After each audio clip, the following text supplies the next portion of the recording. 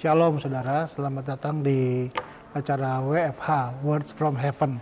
Nah, hari ini saya ingin berbagi tentang kata maturity atau kedewasaan gitu ya. Saya menemukan bahwa kedewasaan seseorang tidak cuma ditentukan dari umur yang makin bertambah.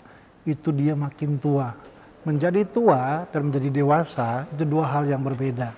Saya bacakan dalam kitab 1 Korintus pasal yang ke-13 ayat 11 berkata seperti ini. Ketika aku kanak-kanak, aku berkata-kata seperti kanak-kanak. Aku merasa seperti kanak-kanak. Aku berpikir seperti kanak-kanak. Sekarang, sesudah aku menjadi dewasa, aku meninggalkan sifat kanak-kanak itu. Oh, ternyata menurut Rasul Paulus, prinsip kedewasaan dimulai bukan dari umur yang bertambah, tapi prinsip kedewasaan dimulai dari keputusan kita meninggalkan sifat kanak-kanak kita.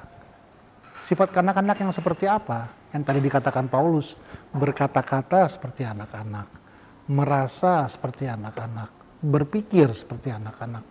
Apa sih bedanya orang dewasa dan anak-anak dalam berkata-kata? Anak-anak waktu dia berkata-kata, prinsipnya selalu begini. Ngomong dulu, baru mikir belakangan. Bahkan kadang-kadang dia nggak pikirkan apa yang dia ngomong. Dan kita akan selalu bilang, namanya juga anak-anak. Tapi orang dewasa, dia akan pikir baik-baik setiap perkataan yang dia ucapkan.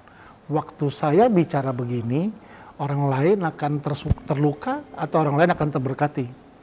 Waktu saya bicara seperti ini, orang lain akan terbangunkah hidupnya atau malah makin hancur kehidupannya. Nah, orang yang dewasa, dia akan pikir baik-baik bagaimana dia berkata-kata. Karena dia percaya setiap perkataan yang keluar dari mulutnya tentu akan punya dampak buat orang yang mendengar. Karena itu kedewasaan dimulai dari keputusan kita meninggalkan cara berkata-kata yang seperti anak-anak. Lalu cara yang merasa seperti anak-anak. Bagaimana sih anak-anak merasa? Sederhana. Anak-anak selalu merasa bahwa dialah adalah raja di hidup ini. Bahwa semua tentang dia. Seluruh kefokusan dia cuma tentang apa yang dia mau, apa yang dia butuh, apa yang dia pengen. Ingat kalau Anda orang tua, ingatkah ketika anak Anda kecil mengingini sesuatu? Dia akan pakai berbagai macam strategi hanya untuk supaya bisa mendapatkan apa yang dia mau.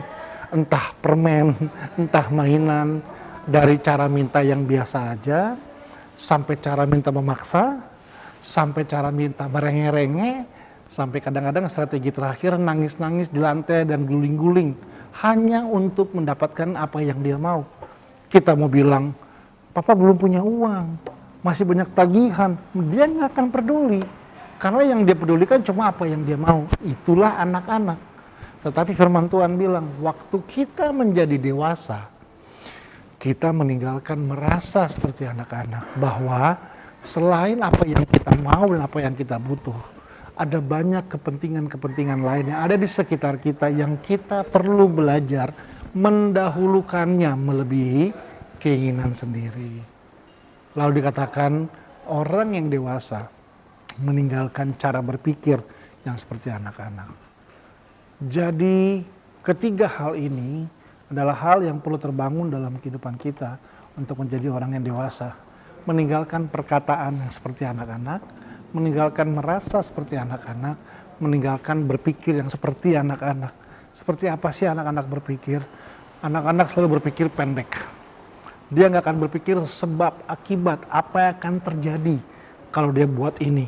Apa yang akan terjadi sama orang tuanya, apa yang terjadi sama hidupnya, apa yang akan terjadi sama kondisinya kalau dia melakukan ini. Nah, kita perlu hati-hati dalam bertindak.